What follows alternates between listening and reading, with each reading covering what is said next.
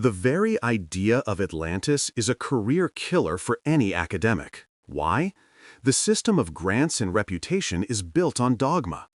Anyone who dares to research the Yonaguni monoliths or the anomalous Piri-Reis map is instantly ridiculed, defunded, and exiled from the scientific community. This isn't about truth, it's about control. To acknowledge Atlantis is to rewrite every history textbook, to hand the laurels of the first civilization to an unknown entity, and to lose their monopoly on truth. The evidence isn't buried underwater, it's buried under tons of bureaucracy and lies. Accepting Atlantis means incinerating humanity's official timeline. Our entire history, from the pyramids to Stonehenge, is built on a fragile consensus.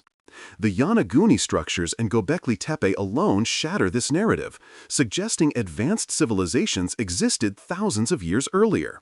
Scientists fear the domino effect. One confirmed Atlantean artifact would collapse the entire chronological house of cards.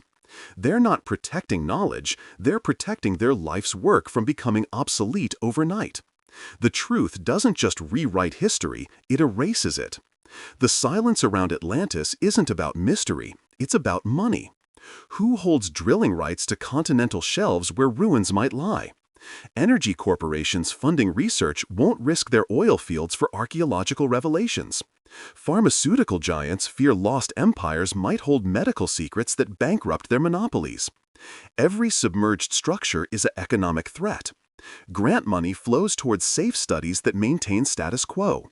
Atlantis isn't buried, it's purchased. The truth remains underwater because revealing it would sink trillion-dollar industries. Some discoveries are too expensive to make. They didn't just find ruins, they found instructions.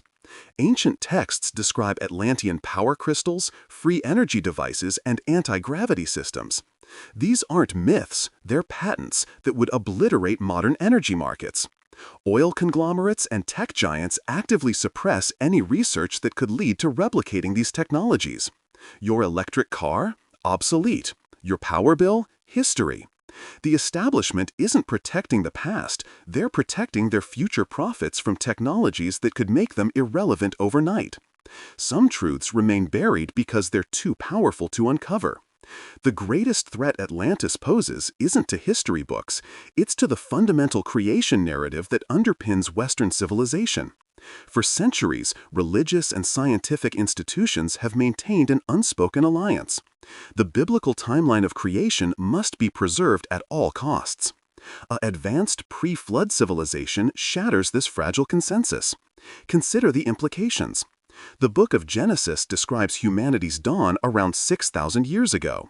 Yet structures like Göbekli Tepe, dating back 12,000 years, already strain this narrative. Atlantis, described by Plato as existing 11,000 years before his time, would completely demolish it. This isn't merely an academic dispute, it's a theological crisis. Many leading academics and archaeological board members are deeply religious, operating with institutions historically tied to religious foundations. Their careers, reputations, and very worldview depend on maintaining the established chronology. To acknowledge Atlantis is to acknowledge that human civilization, with all its technology and sophistication, existed long before Adam and Eve in the biblical tradition. The fear isn't just about rewriting textbooks, it's about confronting a truth that could unravel the moral and cultural fabric that has guided Western society for millennia. When science and scripture share the same bed, disruptive discoveries become everyone's enemy. Atlantis remains buried not because the evidence is weak, but because the implications are too devastating for both laboratory and chapel. What if the silence isn't malicious, but necessary? Imagine researchers discovering Atlantis fell to a technological pandemic, a weaponized consciousness or genetic experiment that shattered civilization.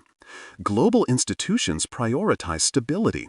Revealing this could trigger sociogenic illness, economic collapse, and erode trust in modern technology.